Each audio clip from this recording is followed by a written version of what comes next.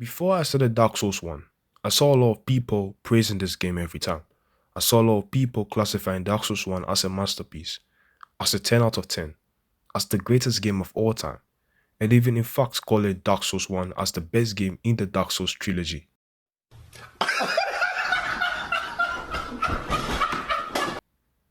So since everybody was praising Dark Souls 1, I was like, since everyone is praising this game, let me just try this game out. And I'll not lie to you, it was great. It was fantastic. I'll not lie to you.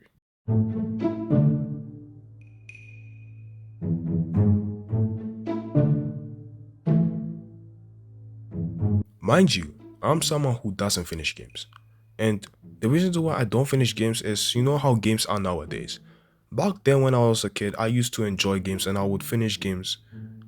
And it was fantastic every time I finished games. We are talking about games like GTA San Andreas and The Walking Dead. Those games were peak back then. But like nowadays, games are just too big and they're so huge in size. And the thing is, even though they're huge in size, you might think that you'll be doing a lot of stuffs and the amount of hours you will spend inside a game will be great. But guess what? It's worse. Not only is the size big, but the things you do, the missions you do, the stuff you do in the games are almost like the same, which make things even way boring. So because of that, I couldn't finish games.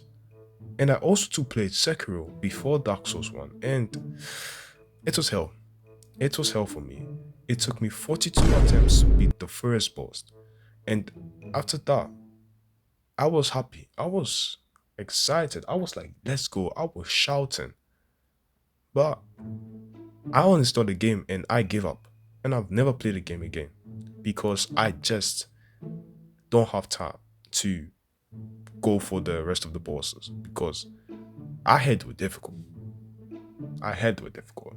So my hopes for Dark Souls 1 were very, very low because I was like, if I cannot finish this game, if it's too hard for me, I'm not going to finish the game. I'm going to quit the game.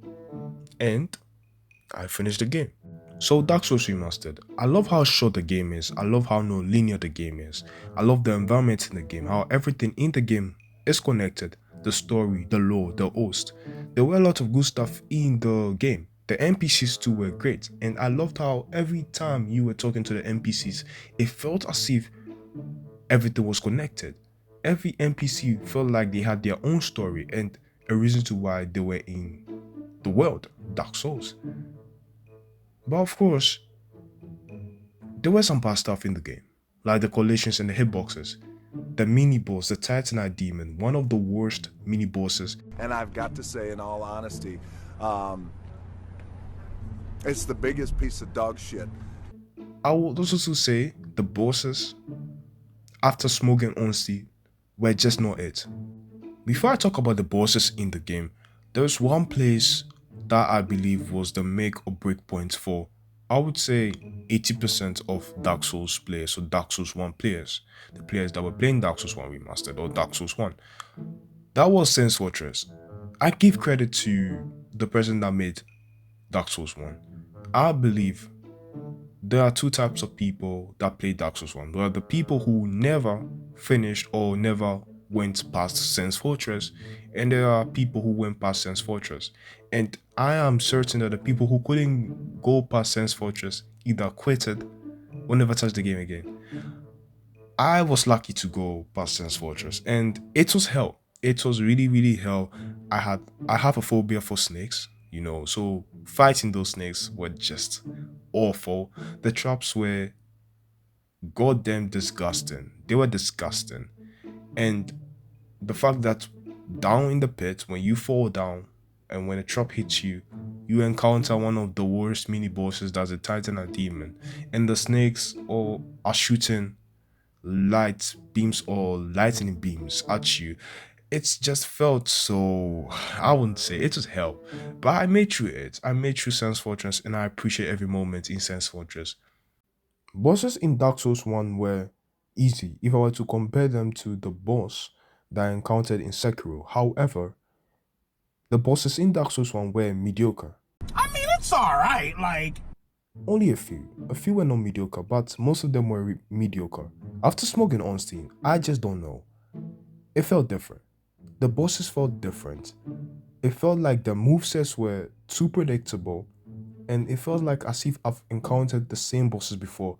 I don't want to talk about that fat guardian boss or whatever his name is, but it was horrible when I faced him. But anyways, the bosses in Dark Souls 1 after Smoke and Austin were disappointing and lackluster. The four lords were very, very mediocre and I hated them. All of them, I hated them. Okay, I would say Nito was alright, but the Bed of Chaos was horrible.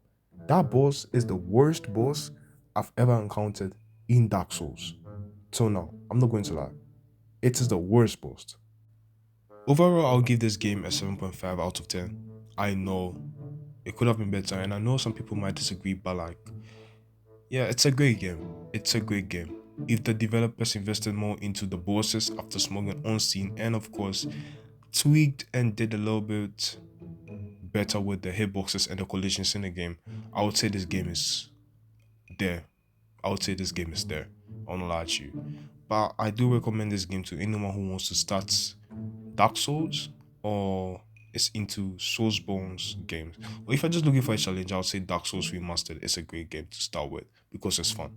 But I'll not play this game again. I'm done with this game. I've beaten this game. I'm going to Dark Souls 2, and I hope Dark Souls 2 is better than Dark Souls 1.